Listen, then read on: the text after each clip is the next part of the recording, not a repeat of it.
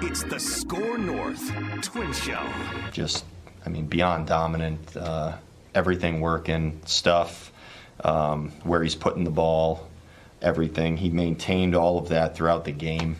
Tie game, going out there for another inning at the end, looking just as good as he had the entire way. I haven't even looked at the full line and what he finished with and all that. Just great stuff by Pablo today. You know what? The Vikings may have let you down yesterday. They may have disappointed you. But we'll always have a Twins team that we've never lost faith in, not once. Nope. On this show. Certainly not Judd. Pablo. They did lose yesterday, but it felt like a win because, they still have like a 7.5 game lead in the division, and Pablo is in full postseason form. 14 strikeouts yesterday. Game one. Does that solidify him for game one for you, Dex? He's definitely crept in the conversation more. I think I wouldn't be shocked now. When Judd first said it, I was pretty cemented with Sonny Gray as game one guy. I would bet the money line is more favored as Pablo for game one.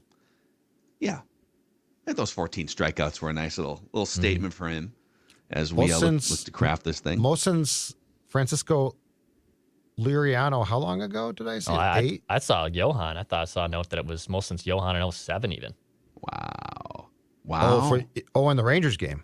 Yeah. That was I think that was a Sunday game as well, right? Yeah, where he took himself out. It was a chance to tie or break the major league record for strikeouts, right? With 1 inning to go. Yeah, and he just kind of waved to the crowd and tipped his cap to Gardy and walked back to the clubhouse. Like, all right, I guess he's coming out of the game. How about on the other side, back in your old neck of the woods, Phil, George Kirby basically saying, I was at 90 pitches. I shouldn't have even been in the game. I don't know if you guys saw that on Saturday, but I think Sonny Gray and George Kirby would not be the best teammates. Dude, all of the old school pitchers too. Roger Clemens coming out on Twitter, and I get it. That's the way that these pitchers are being brought up now throughout minor league systems, that, hey, we're going to keep your pitch count to 90 or below. We've got data that says you're not strong, but you still can't say that out loud, right? You can't. Agreed. Well, man, he was pissed. Like he was upset. Pissed. And he said, the reporter said, is that talked about? And he said, there will be a discussion about this. Okay, guy. It was like really. This is the one time where I've needed Jack Morris's take on something. Someone needs to call. This is an easy column for Royce. Call Jack Morris, recite this series of quotes, and just transcribe what he says. Put it in the Star Tribune. And then clean it up. Don't even clean it up. Just take out post the it. F's and the A's and the S's. I don't think the Star Tribune would allow Patrick to use those words, but my God, Jack Morris would flip. He would flip. I think we might have. Nope. Oh, okay, I thought we lost Phil. I thought we lost. No, he Phil. was just very still. Yeah, he was just so locked in on this 90 pitch idea. He was just very still. So the stat for Lopez on Sunday, it was the most strikeouts by a Twins pitcher since Liriano struck out 15 in an 8-inning start against the Athletics, July 13th, 2012. There you go. Okay, that was one of Liriano's last really hurrahs, probably with the Twins at that point. Yeah. By the way, this is the Score North Twins show, where we just want the Twins to win their first playoff game since the first George W. Bush stint as president. It's been a long time. So we're going to give you our State of the Twins discussion and categories here, presented by Modest. So if you have not been to Modest yet, man, it is steps away from Target Field and the light rail in the North Loop. The Supra Deluxe Premium Lager has become one of my go-tos this summer. But this is one of the coolest craft breweries in the Twin Cities. It opened in 2016. Again, just steps away from Target Field. The first live Twin show we ever did here at Score North during the Bumba Squad season was in the back room at Modest. So we just have a great relationship with them, and we're happy that they're helping power these Monday State of the Twins discussions. ModestBrewing.com to check out what's going on at Modest. So, boys, let's go through the overall snapshot here, and then we'll get into my first category for you guys is about Pablo Lopez. So we'll do a Pablo Lopez discussion for sure. But here's where they're at. 75-68, the Twins are going into this week. They are 7.5 games in front of the Guardians. The Twins offense is up to 14th in runs scored per game. So they're now like an above average offense, runs scored per game. And the Twins' run prevention, so pitching and defense, is 5th in runs allowed per game. So top 5 run prevention and an above average offense. That's been one of the better offenses in baseball since the All-Star break. So some good things are brewing here. Baseball Reference and Fangraphs both give the Twins a 99% chance to make the playoffs, and both also give the Twins a 3% chance to win the World Series. If the playoffs started today, the 3-seed Twins would play the 6-seed Seattle Mariners in a 3-game wildcard series where you don't have to worry about George Kirby going deep into a game. How would you feel about a 3-game series against the Mariners at Target Field right now? Boy, you know what? With the way that the Twins are going, I mean, the pitching's been good consistently. The bats have really come alive. Seattle now did get incredibly hot, and I like them. I think that they're a nice team, but I think it'd be I think it should be. I should not be definitive because it's the Twins in the playoffs, and until they break the losing streak, I have to be cautious of how I choose my words. I think it should be a very competitive series, and I like what the Twins are throwing out there, at least for the first 2 games, pitching-wise. I also think that with the changes in the offense, which I think not coincidentally coincides with the arrival of Royce Lewis coming back from the injury he suffered in Baltimore in July, and with some of the youngsters that they have inserted in the lineup, I think it could be a very interesting competitive series. I don't know if I would pick the Twins to win because I feel like that's dangerous. I picked them to beat the Yankees in 2019. I picked them to beat the Astros, who I believe were below 500 in 2020. I was wrong both times. But I like how this Twins team is trending much more than I did, obviously, a month and a half ago. Yeah, it'd be a really fun series. I think it's 2 teams that are stacked up a little differently. I like the Twins 1-2 punch in their rotation more than I like Seattle's. Even Seattle still has pretty good pitching as well. I think the Twins should be able to win that series. It'd be a dogfight. They're not going to be completely favorites. I don't expect them to win both games. It probably goes to a 3-game series most likely. But I think that would be a good little playoff test because, number one, Seattle is still a good team. And it would set you up that, hey, you're not just going to cakewalk your way into the ALDS either. You're going to have to beat a pretty good Seattle team. So I think that'd be a blast, man. Just as a baseball fan, I mean, I love playoff baseball, and I think that would be a really, really fun series. Yeah, I think, the Mariners, they've been, over the last 3 months, one of the hotter teams in baseball. A bad time for them. I think they got swept over the weekend. And so now they've kind of, they were in first place a week ago, and now they're 2.5 games out, so they're fighting. Julio Rodriguez, they've got some really interesting players on that team. It'd be a fun series. It would be very coin flippy. The Twins are currently 4 games behind the Mariners just record-wise. So here's how there's 4 teams that they could face in a wild card series. It's unlikely that it would be like Twins passing the West Division leader at this point. They are 6 games back of the Astros to get to the bye. I don't think that's going to happen. So it's either going to be the Astros if they fall out and become a wild card team, the Mariners, the Rangers, or now the red hot Blue Jays, who've won 8 out of 10, 3 in a row over the weekend.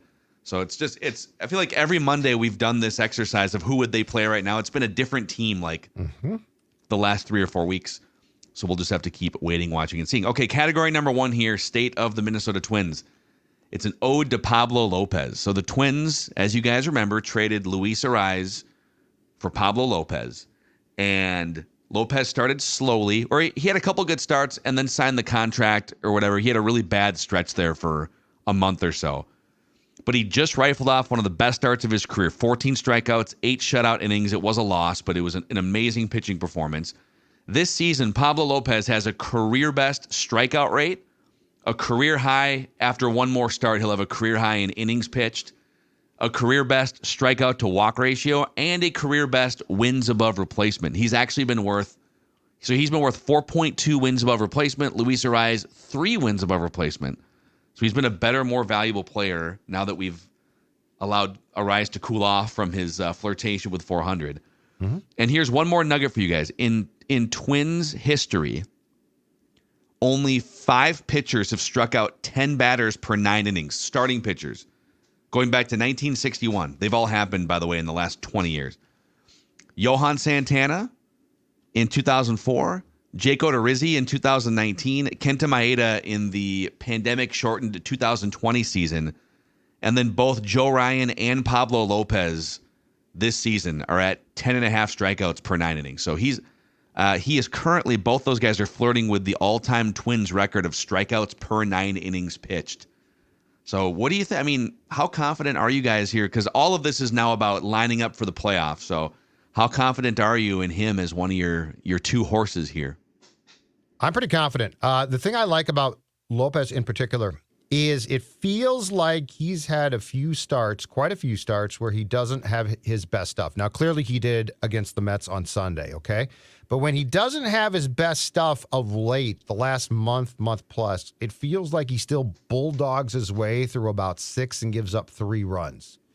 The thing that concerns me about Gray, and I don't think this has been as common in his last few starts, but Gray had that stretch where he would have an inning where it would stall out and he would be bad and they would score 4 runs. A team would score 5 runs.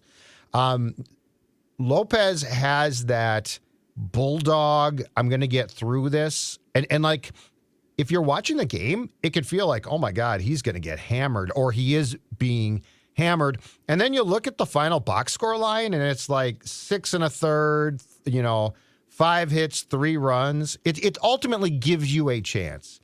And that's what I want. I want a guy who's going to, if he doesn't have his best stuff, and a lot of guys don't on a consistent basis, if he's not going to have his best stuff, I want to have a chance. Now, previously, I think part of the problem was this. The offense before the All-Star break was terrible. So it's like, okay, if you give up 3 runs, you're kind of screwed. In fact, it was probably a lot more of what happened on Sunday, because the Twins, got this marvelous Lopez performance and scored 0 runs. Yeah. But between the fact that Lopez can keep you in games, and I do have faith that this Twins team, knock on wood, because it's the playoffs, can score some runs. That's what I like about him starting game 1. I feel he has that mentality and the ability to give you an opportunity. And, obviously in a series like this, game 1, because there's, it's 2 and done potentially in a best of 3 or best 2 of 3, that gives you a chance. So I feel pretty good about this one. It's weird because both Sonny and Pablo are kind of opposite pitchers in terms of their production of when they can be rattled. So Pablo has run into problems more early into games. Pablo Lopez's ERA actually in innings 4 through 9 is significantly lower than innings 1 through 3. Sonny Gray has allowed only 2 runs in the first inning throughout all of his starts this year. He's been magnificent in the first few innings. It's when he, to Judd's point, gets into a little bit of a rut, maybe in the 4th, 5th, or 6th, and the wheels can come off the bus. Pablo Lopez, on the other hand, a little bit stronger. As the game goes on, he's actually been a lot better. So it's kind of what, I wouldn't say it's a poison pill because both these pitchers are really good, but it's more of which avenue do you want to take? Do you want to run the risk of Pablo Lopez maybe getting up a bomb early in the lineup in the innings 1 through 2, but then if he's in cruise control, he's good? Or do you want to get yourself a lead early, which Sonny Gray has given you, but then you probably are turning to the bullpen earlier than you would with Pablo Lopez? Yeah. Yeah, I think, I was on the Sonny Gray should be the number 1 starter in the playoffs train for a long time here, but the way Lopez has pitched recently, go back to, so he had that 9-inning shutout in early July, July 5th, and then he came out the next game and had a clunker. And since then, he has made 1, 2, 3, 4, 5, 6, 7, 8, 9. He's made 10 starts since the clunker after the shutout. 9 of them have been excellent, where he's allowed 2 runs or fewer. Half of them, he's allowed no runs. The one bad one was against Texas at home on August 24th. It was, he put 11 base runners on in 5 innings, and it was just kind of a grind. But he just feels so dialed in. I love the fact that both those guys can miss bats, too. There's been so many times where, Randy Dobnak at Yankee Stadium, you're just praying that the opposing lineup is going to hit a ball at the second baseman or left fielder. Lopez and Sonny Gray will get you a strikeout in a big moment. So, or they might get you 7 or 8 strikeouts over 5 innings. So you're just reducing the amount of times that your fielders can make a mistake and, boot a ball and a run score. So, yeah, I don't know. The more this shapes up and the more you start to get closer and closer to October, And if Joe Ryan can put together some nice starts too in the last month, I really, really like this starting rotation in a playoff series. Bailey Ober doesn't matter anymore. He made a AAA start for the first time in a few weeks. Like, it's about your 3 best starting pitchers and your bullpen, which brings us to the second category. I'm going to put you guys on the spot, or just one of you, whoever wants to raise their hand here. So Griffin Jax gave up a couple runs there in the ninth yesterday. I want from one of you guys or both you guys right now your current bullpen confidence rankings. Give me in order, however far down the list you want to go, in order of how confident you are in the Twins relievers. And you can include, like, if you want to put Kenta Maeda in the bullpen, Louis Varland's in the bullpen, you can include those guys. I'm writing down all these names quickly too, to just so I remember, so I know I have most of them. I can, and for the audience, while you sort of think about that, I'll just give you the names in any random order in a hat here. Yep. That are currently on the active roster. And if you wanted to, like, if you thought Brock Stewart's coming back or Chris Paddock or whatever, like, you can do whatever you want with these rankings. But you got Duran, you got Pagan, Jax, we got Dallas Keuchel could be moved to the bullpen. Nice little start on Friday night. Josh Winder, Caleb Thielbar, Brent Hedrick, Dylan Floro, Cody Funderburk, and we'll put Louis Varland and Kenta Maeda in the mix because those guys probably aren't going to make a start in the wild card round. All right, I will go with this one completely on the fly. So I'm sure people will at me that you're an idiot for doing all this. So number 1, obviously Duran. Duran's your best guy. That's clear. I think no one's going to fight us there. Number 2, I'm going to go with Caleb Thielbar. I thought about Pagan. I thought about Jax, but they're combustible. Thielbar, although a very lights-out lefty guy, I know what I'm getting in that pitcher more than I do with Pagan and Jax, who are more prone, in my opinion, to meltdowns. Mm-hmm. So Thielbar, just in a trust level, I think that's kind of how I'm looking at this too. Like as a trust level, I trust Thielbar as the next guy out of that pen. Third for me is Pagan now. Wow. I really think so. Really? Yeah, I'm going to give it to Pagan here. He has turned things around. The thing that probably scares me, and it reminds me a lot of Pagan, the season Pagan's having reminds me a lot of like a classic Jesse Crane season for the Twins, where Jesse Crane would have like 4 months of dominance, but he would give up the worst possible long ball in the worst situation. And that feels like Pagan too. So that's been his career too. He's been better this year. Man, this is the best he's been with the Twins. Yeah. I don't know, like, it's hard to fight you once you get past Duran, what order you want to put some of these guys in, but I don't know that I can trust him with, but also like this guy, I'm just going to say that like he's going to have to pitch in the playoffs. Like you can't not use him, and he's going to probably come in and be come into a high leverage spot, and he's probably going to have to get an out. If you use him correctly, obviously we've said low leverage, he's really good, but he's probably going to have to come in a high leverage situation. The pressure's on, man. You got to get a big out. Real quick, one more thing on Pagan. This is insane, okay? So with nobody on base, so when he comes in, starts an inning, and there's nobody on base, opposing hitters are hitting 137 with a 191 slugging percentage. This like, season only. Clean inning. Yep, clean. That's like as dominant as any reliever in baseball when there's nobody on base. But when there's men on base, it goes up to a 500 slugging percentage and a 250 batting average. But the OPS difference is almost 500 points between nobody on base and men on base. So maybe for this purpose, if we're not like cherry picking splits for these rankings, but if it was to start an inning, I would probably put Pagan even second on this list behind Duran for this year. But be careful how you use him. That's right. 4, Griffin Jax. I'll have Griffin Jax 4 there. 5 is Louis Varland. I think there's more for him to ramp up by the season ends, and I think he could even be someone that's maybe third on this list, or maybe even second. I don't know. If he gets right a little bit. It's been a little rickety. Hasn't been perfect so far out of him out of the pen, but I like his stuff. I think his stuff plays a lot better as the season goes on, and if he indeed can throw a little harder, I have him higher there.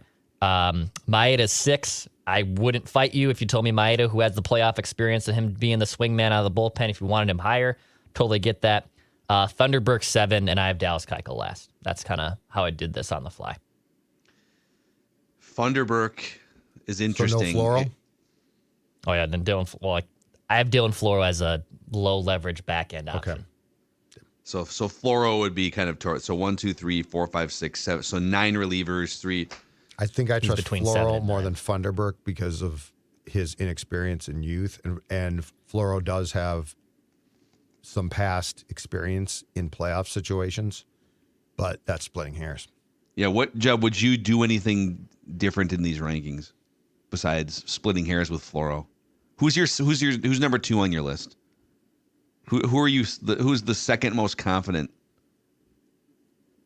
This is really so. It is. It's very tough. So let's say all hell is breaking loose, okay? Because I'm with you on Pagan. If he can start the 7th, I think that's fine. I think, but let's say it's 1 out, bases loaded, Sonny Gray imploding in the 7th. I guess my question is, do I bring Duran in it at that point, depending on the score? Yes. Or if I don't, who do I bring in? Who do I think can at least give me a chance to work through that mess? Well, some of it depends on, like in the scenario you just listed. Let's say you're up by 1. Right. I don't think you would allow Sonny Gray to load the bases in the 7th, but let's just say that like the bases are loaded and almost every reliever is at your disposal. Like you could pretty easily bring in your closer in the highest leverage situation. Mm-hmm. But then who pitches the 9th? I don't know yet. Get through the 7th and then the 8th, and then if we need to, figure it out in the 9th inning, we can. It's really good. I think it's going to be matchups and situations for the reasons we just said. Sure. Pagan to start an inning with a 2-run lead or something is better than Pagan coming in with 1 out in the 7th and runners on 2nd and 3rd because he pitches better with nobody on base. And I know that Dylan Floro isn't exactly sparking confidence with you guys, but so he has made with the Twins 1, 2, 3, 4, 5, 6, 7, 8, 9, 10, about 15 appearances. He's allowed a run in 2 of them. One of them was a 5-run implosion against the Brewers on August 22nd. But I would actually put Floro a little higher on this list just because of he's been better than people think. He's pitched in big playoff games before. I'm not going to put him in above like Duran. I'm not putting him as my second highest guy. But you're really going to have to hold on for dear life in some of these late inning playoff situations. It's not going to be comfortable. Let's just get used to it. So let's talk about Jax, because Jax is an interesting example, and I think that they do trust him a lot. And yes, he did give up 2 runs in the loss. In fact, he lost the game yesterday. But Griffin Jax, since August the 16th, okay, he has pitched 10 1/3 innings, and he has surrendered 11 earned runs in that time. But when you look at it, he gave up 4 earned runs against Detroit on August the 16th. He gave up 4 earned runs against Texas on the 26th of August, and until yesterday, he had not given up a run in the month of September. So I guess my question is this. Like, when you look at that, there still appears to be confidence in him. I'm not so sure that he's not going to be higher on this list than we think. He's number 2 on this list for them. That's what I think, too. Yeah. This was just Declan's list, but the Twins have Jack's number 2, I think, right now. Right? Yeah. But I'm saying his recent stats as a whole are not good, but it's a couple of really bad games that drag him down. Yep. You know what you can bank on with him, it seems like once every 5 or 6 outings, it's a time bomb. So right now, I would actually be pretty comfortable with Griffin Jax for the next week and a half. And then maybe on like September 20th, he gives up a 3-run homer in the 8th inning or something. And then hopefully he gives it up on like the Saturday before the playoffs start. So you feel like, okay, he's going into a nice stretch here where he's going to give you 6 consecutive scoreless. He purges his bad pitching for an outing. Yes. I feel better now. Let's go. Yeah, it's because he has these. He did have like 20 appearances too in the middle of like June and July where he didn't allow a run in June. He didn't allow a run until July 19th. Yeah. So if all of a sudden, I mean, he literally went from May 19th until July 19th and did not allow a run. So he's got those types of dominant stretches in him too. So if he can give you something close to that starting in, I don't know, about 2 weeks from now, 2.5 weeks. Thank you very much. Then you've got your number 2 guy here behind Duran. Mm-hmm. So we could maybe do this exercise once a week. Where do we feel? Is Varland climbing up? Did Chris Paddock come back to unleash fury? Before we get to the Immaculate Grid here, I have one more category for you. It's a Byron Buxton update from the Star Tribune from Bobby Nightingale. So the Twins and Buxton sat down over the weekend to discuss his immediate future. So what's next for Buxton? What's the next step? Quote from Baldelli: "Until he's healthy, nothing. We're just going to keep getting him going physically until he's ready to play and get at bats again. When he is ready, we'll get him out there." Baldelli emphasized the tendinitis wasn't a new injury. It wasn't necessarily unexpected either, as Buxton prepared to play center field for the first time this year. Quote, "This is kind of what we discussed for the last 6 months in this room, talking about some of the challenges we might deal with after putting him in the outfield. It's more of a volume issue. The pressure and just being on his feet and running around for 2 hours was not something he was probably able to handle at that point. That doesn't mean he's not going to play for us. We're anticipating him working his way back and taking the field for us before the season ends." Which means he is, if he does return for the playoffs, the DH. Which, again, I don't like gumming that up with one guy. But look, this is what the Twins, and I think we actually, for as much as we and me in particular probably have been super critical of this team, this is what we've talked about in sort of defending them. Byron Buxton went and stood in the outfield for 7 innings last month, and he couldn't do it. Yeah. He took a day off. He DH'd the next day, and his knee started to bark. This is what the Twins have been telling us. Like, they have been, where he was playing, DHing all the time, was as transparent as you can possibly be. They're literally telling you he can't play. He can't stand in the outfield. Yeah. And we're all like, well, I mean, you should try it. And so I think the Twins said, okay, we'll try it. And he can't do it. Yeah. So he's either going to DH or not come back. And I don't know, like, the knee could be bad again. I have no idea. But I mean, this is, to go back to what you said last week, Phil, because it's exactly right.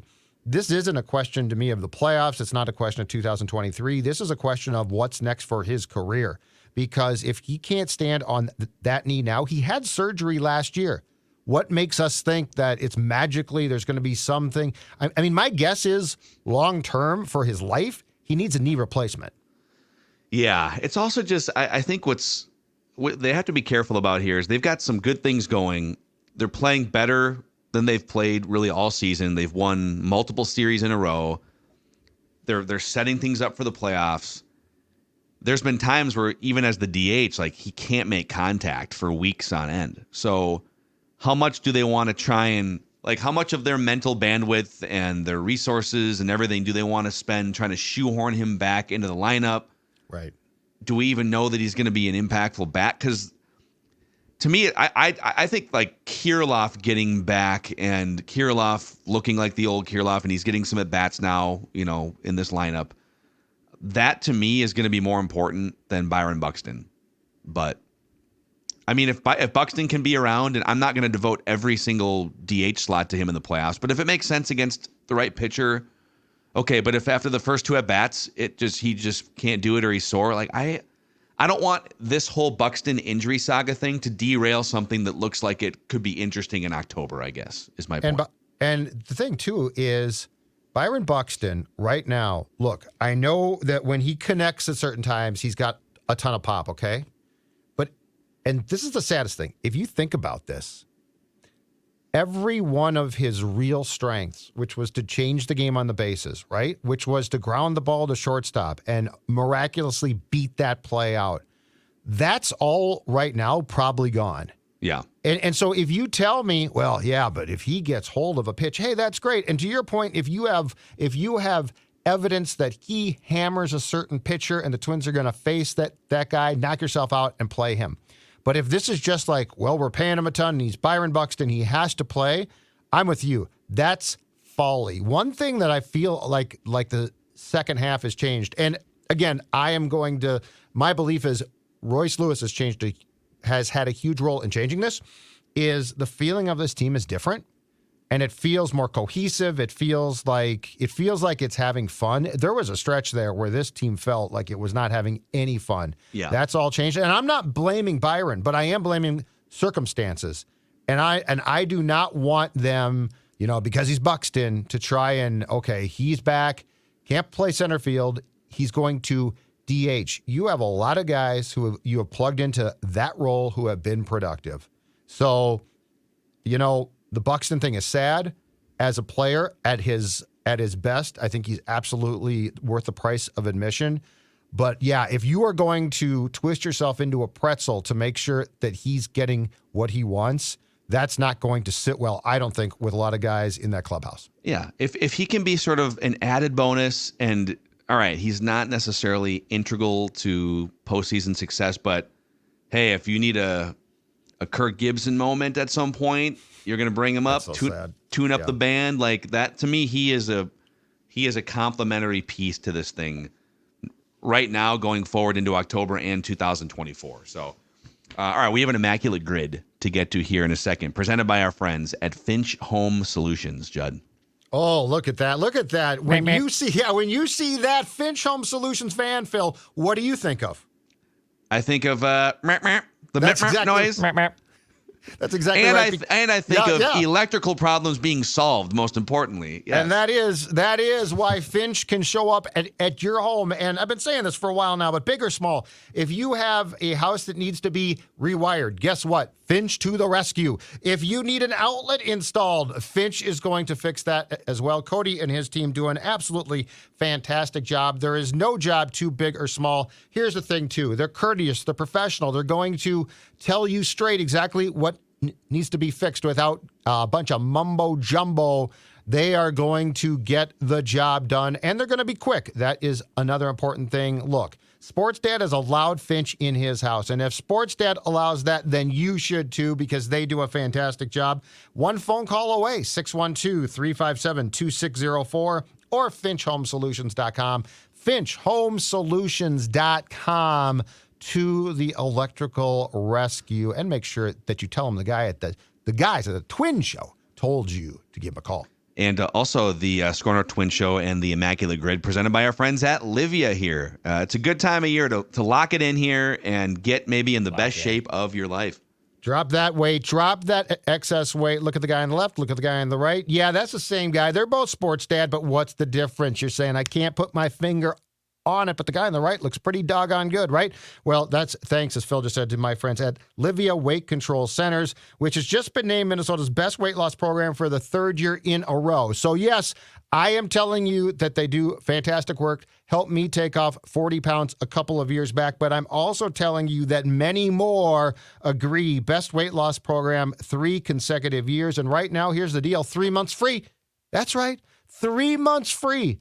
3 months for you to get in great shape, to lose weight, and it's free. You're just starting a weight loss journey that I guarantee you is going to work. 855-GO, Livea, Livea.com, Livea.com. Check them out. Sorry, I'm a professional who knows where the on-off button is on my microphone here. Phil, you're muted. Check them out today. All right, it's time for the Immaculate Grid Challenge here, where we're going to put 7 minutes on the clock. Oh. It's just our own time constraint, so we don't sit here for 5 hours and take up your time. Judd, I knew it. Judd's going to be pissed about it. Okay, Judd's gonna complain about the grid. Judd likes to complain about the things he loves the most. So here's what we're looking for. We're looking to go 9 for 9. It's a tic-tac-toe board of baseball history. We're looking for a Pirate who was once a White Sox, a Pirate who was once... Wow, there's actually one guy that I think fits all these. A Pirate who was once a National or an Expo, and a Pirate who was once a Royal. We're looking for a White Sox who was a 200 strikeout pitcher, and a White Sox who hit 300 in a season. Wow. A National or an Expo who was a 200 strikeout pitcher and a 300 hitter separately, and then a Royal who struck out 200 and also hit 300 separately. So I can tell you.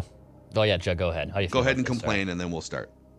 I would like a second team up top there, and then one of those two categories left in the third one. That's it. That's all I got. Sounds good.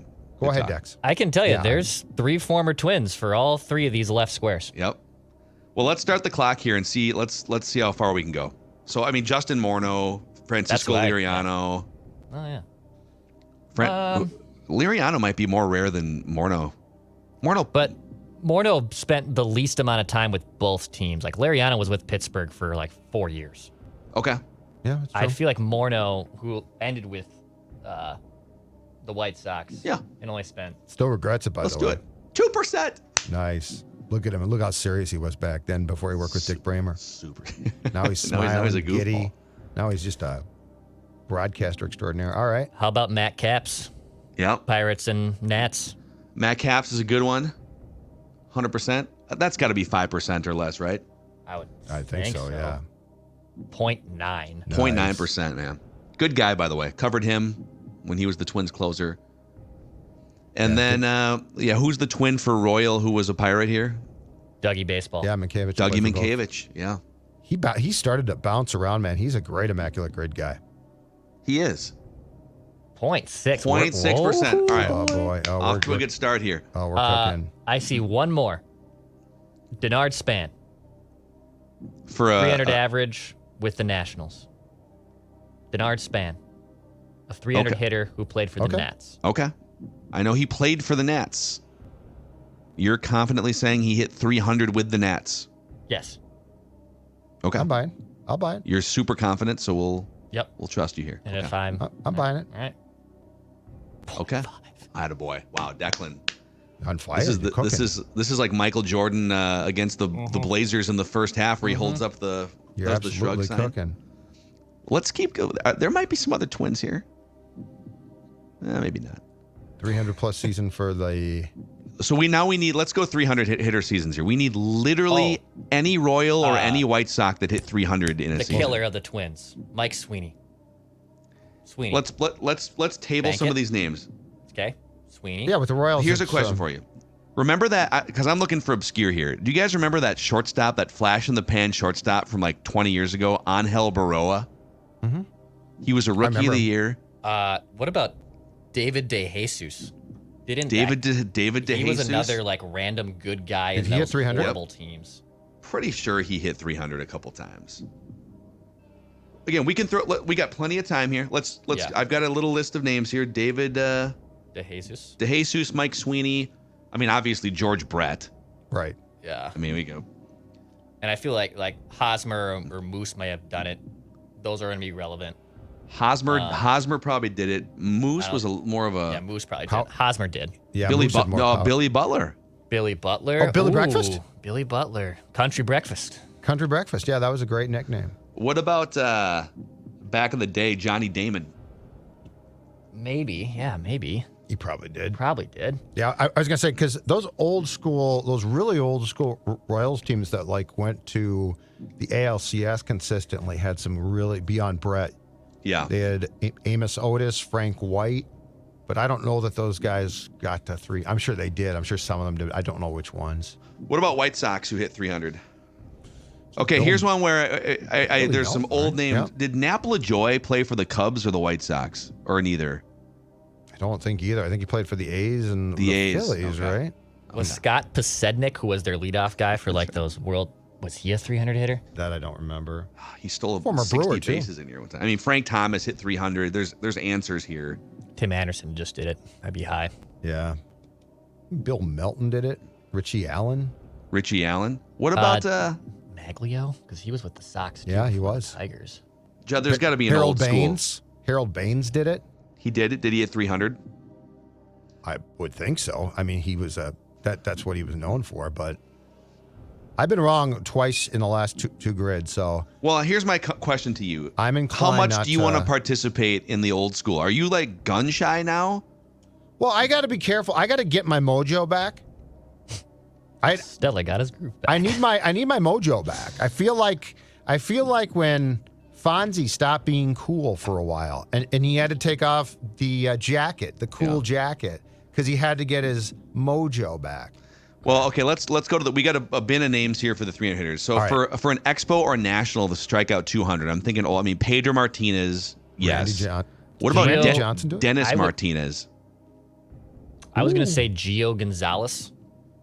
He had a great run there with them. He even got Cy Young votes a few times. He almost won one in 2012. He did have a good run there. He was really good, and he wouldn't be the first beaten path of guys. Yeah, I like the Gio one. Okay. I either like Gio or Dennis Martinez, but I'm gonna be wrong with Declan on this because Gio and he was an innings guy too. Yep, 3%. Oh, I can get Javier Vazquez with those mid 2000s Sox teams. Yep, he would have also fit. I think he struck out 200 with the Expos as well. Yeah, this is where I was wrong with Jim Palmer. Just really, really shook me. 2%. This is great, dude. Right now. So Royals, who struck out 200, Zach Greinke is the no-brainer. So we know we can be immaculate here. It's about rarity score. We got 2 minutes left. We wasted some time. I'm putting stoppage time on the clock here. Ooh! All right. Waste a lot of time. So Royals. Kevin Napier. 200K. David Cone. He had a couple stints with the Royals. He came up with them, and then I think he spent some time with them in one of their good seasons. Conehead was he a strikeout dude? Did he strike out a lot, Nobody before 1995 was like a real strikeout dude in terms of that's what scares statistics. me. That's what scares me with Cone. We know Greinke. Yeah, then just do Greinke. But I bet that's. But it's gonna kill our rarity score. 1,000, it's gonna be so high. Let's do that one last. Let's do it last. All right. Okay, so here's the options for the Royals who hit 300. Okay. Mike Sweeney, David DeJesus, George Brett, Billy Butler, Johnny Damon. We've thrown those names out. Dude, we're rolling right now. I think we have to try David DeJesus. Dex, okay. I feel like Judd's shook right now and almost doesn't want to participate because he's failed 2 times in a row. Well, I also don't like this portion, so I don't want to be wrong here. All right. Okay, Kirk Cousins. I don't want to be wrong. Oh, point bang! Oh, wow. Let's go. David DeJesus. Okay, White Sox who hit 200 or who hit 300. The names we've thrown out are Frank Thomas, Harold Baines. I think Ray Durham might have done it. Scott Podsednik. Ooh, Ray Durham's a good one. What do you want to do here? Podsednik, I don't remember if he hit 300. He might have, but Ray Durham's not a bad one. Scott Podsednik had one huge year with the White Sox. But I don't know if it feels like he hit 290 or something. Who was the Hall of Famer? You said Harold Baines, right? Baines was a really good power hitter, and I'd have to take Judd's word for it on the 300. What about, I feel like Sednick would be good, even Konerko. That would be high, but Konerko had some huge seasons for them. Big power guy. It's like a 280 kind of, and Maglio was good there before. There's options here. So I guess what do we want to This is one, by the way, we know we're immaculate. We're not gonna abide by the time frame anymore here. Oh, we called the time frame off. Because we know we could just plug in Frank Thomas and Greinke and be immaculate. So let's try and be rare. We also have to get going here because Boone's. I told him between 11 and 11:10, so we're okay. We're okay. Yeah, he's getting itchy. Should we try Podsednik? Or would you rather go Maglio or Konerko? I would say those are probably safer. Yeah, Konerko's gonna be higher, but it's definitely gonna keep you immaculate. Where are we at right now? 2, 4, 5, 8. We're literally below 10% rarity score right now. Yeah. I would say either Podsednik or Durham if we want to keep pushing down the rarity score path. I think Scotty's our guy. All right, come on. All right, let's do it. Yeah. Oh, nice. 2%, dude. Let's go. Nice. Holy crap. All right, so now we need a Royal who struck out 200 in a season, and we know Zach Greinke did it. Who was the other 90s guy you said? Kevin Apier. Oh, what about Tim Belcher? Mark Gubiza. But I don't know. Again, this is where I was off the track. David Cone last week. I don't trust Cone. This was where. How much would I was Greinke kill this? The Greinke's going to be like 60, 70%. It's going to be so high. I'm fine I'm fine taking a chance here. Cone, Gubiza, Apier. Who are their starting? What about who are their starting pitchers when they won the World Series? Oh, it was the bullpen. It was their incredible bullpen. Saved their ass. They made a huge. I mean, they traded for Edinson Johnny Cueto. Volquez. Didn't they have Edinson Volquez? I don't think he got to 200 with them. I think we try Apier. That one is the one that I trust. Kevin Apier. Okay. Holy cow. He was more of a pitch to contact guy, but he threw a lot of innings. Okay. Here we go, boys. Yes! Oh my God, we did it! 18! Oh my God, 18. Let's go, dude. 18. Yes. Only four. Only four? Does it show who they are? 4. Greinke, Apier, Dennis Leonard, That's old school. and Bob Johnson. Oh my God. So we were literally choosing between Greinke and Apier or a Oh my loss. God. Yeah, was Apier, the I just pulled him up. Apier had 7%? That's crazy. 207 strikeouts in 1996. Okay, that's Kevin nuts, man. Apier. Let's That's- go. Wow, that's our greatest performance. That's incredible. That's nuts. Amazing, Holy guys. cow. An 87% Greinke. Yeah, 87%. That would have killed it. awesome. That would have killed it. Amazing. All right, the Immaculate Grid. That's the best we've Wow. ever performed on the Wow. Immaculate Grid here on the Score on Our Twin Show. There it is. Judd, did that get your confidence back a little bit, or are you still shook? I feel like you kind of sat that one out. I feel like you were like Kirk Cousins, not wanting to throw an interception there. Yeah, no, I was shook after last week. I told you that. Yeah, no, I definitely shook. Definitely shook. I'm going to have to reevaluate myself. Okay. Definitely Well, shook. if you guys could give us a 5-star rating and a positive review on the Score on Our Twin Show Apple Podcast page or Spotify page, you can help us keep spreading the word as we creep toward playoff baseball for the first time in 3 years. See you guys.